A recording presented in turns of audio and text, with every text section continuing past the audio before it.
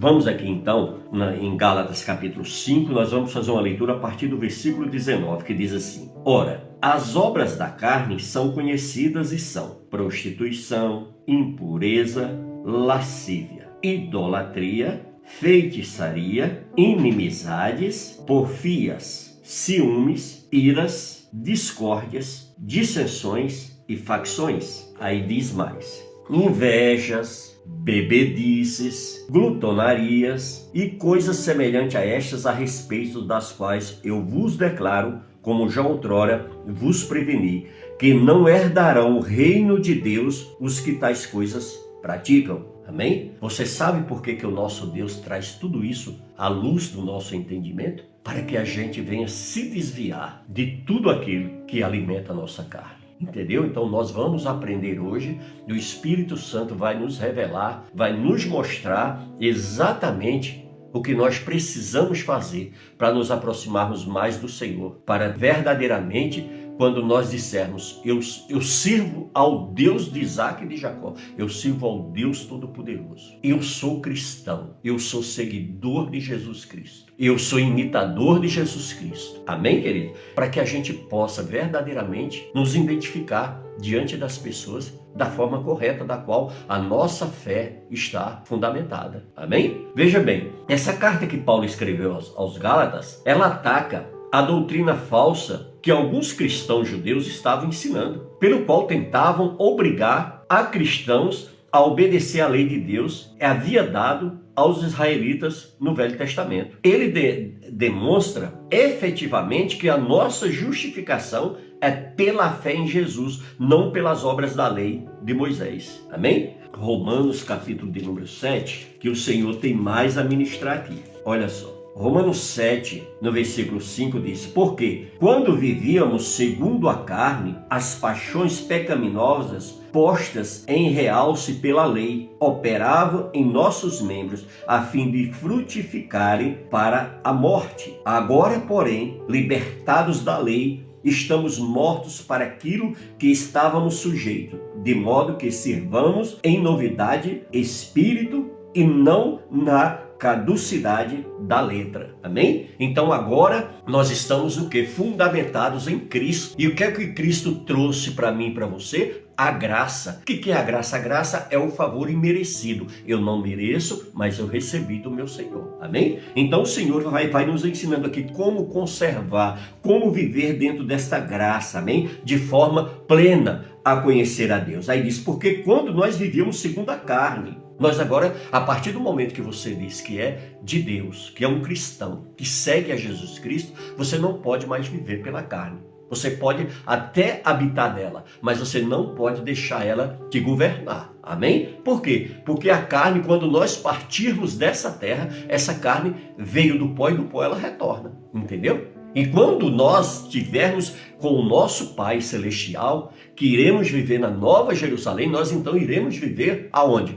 Com um novo corpo. Nós vamos receber um novo, assim como Jesus foi que teve o seu corpo glorificado quando ele foi colocado ali naquele túmulo, assim nós iremos receber esse corpo glorificado. Se você prestar atenção, quando Jesus foi de encontro aos discípulos, eles estavam trancados, fechados naquele ambiente, porque eles estavam com medo, porque estavam matando os cristãos, todos os seguidores de Jesus. Estavam procurando cristão, aqueles que eram próximos a Jesus, para quê? Para levar a penalidade. Então eles estavam ali reunidos, quietos ali, escondidos. E quando Jesus foi ter com eles, da mesma forma, eles não abriram porta para receber Jesus. Jesus chegou e se apresentou diante deles lá dentro da casa. Ou seja, aquelas paredes, aquelas portas não pararam o corpo de Cristo. Por quê? Porque o corpo de Cristo estava glorificado. Então nada material. Ele agora estava com um corpo totalmente espiritual. Um corpo do qual a matéria não poderia mais limitar. Entendeu, queridos? Então a gente vê, essa vida carnal nós temos que abandonar.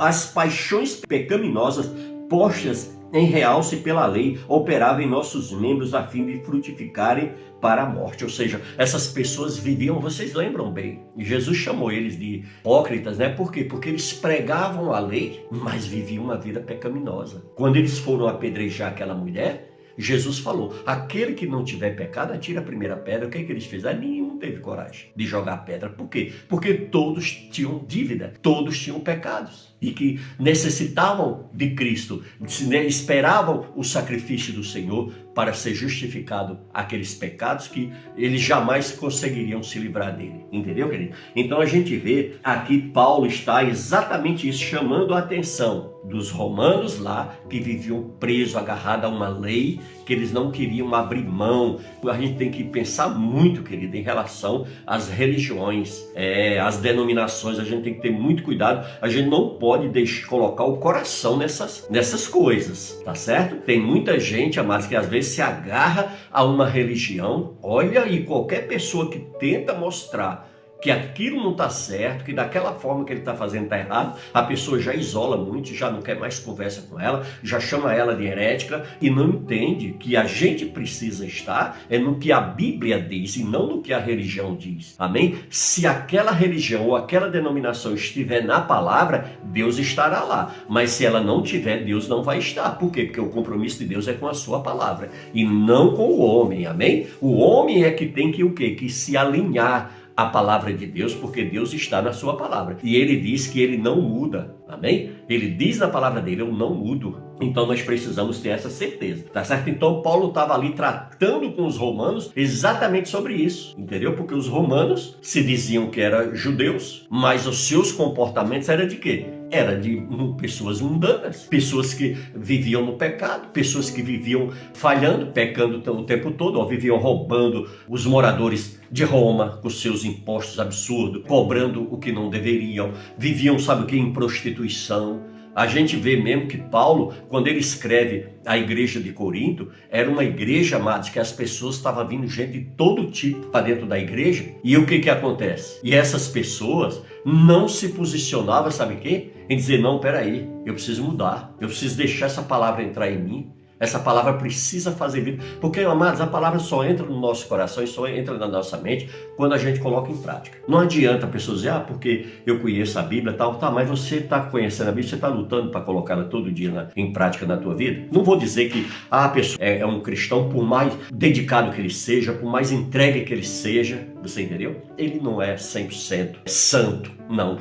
Por quê? Porque todos nós, enquanto estivermos andando, vivendo nessa terra, nós estamos passando pelo processo, um processo de santificação, conforme está lá em Hebreus capítulo 12, tá certo? A palavra do Senhor deixa ali bastante claro que sem santificação ninguém verá a Deus. Então nós estamos nesse processo de santificação. Então Paulo estava ali exatamente tratando sobre isso com os romanos, mostrando para eles a diferença agora de quem anda na graça e de quem ainda estava preso à lei, ou seja, usando a lei como argumento para cometer seus erros. Por quê? Porque a lei era muito perfeita, é tanto que se você olhar a lei, não tem um homem na palavra, no Velho Testamento, que tenha andado 100% conforme a lei. Todos pecaram, por isso que a Romanos já começa a carta nos ensinando que todos pecaram e carecem da graça de Deus, entendeu? Então, amados, é isso que nós precisamos. Muita gente sabe que, eu vou desistir desse negócio que eu não consigo fazer do jeito que Deus quer, não. Amados, Deus, ele não está pedindo para você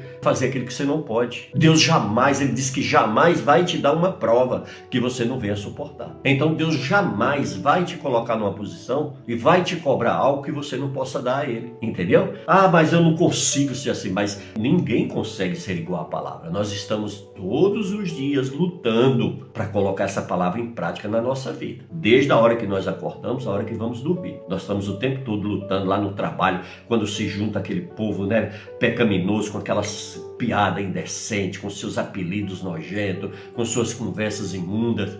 Tudo isso nos incomoda, não é verdade? A gente precisa o quê? A gente precisa se policiar. Por quê? Porque senão daqui a pouco a gente está fazendo parte dessas rodas, participando de tudo isso, não é verdade? Então nós precisamos estar o tempo todo em vigilância. Para quê? Para que a gente não se torne uma presa fácil para o inimigo. Amém? Deu para entender aí? Olha só.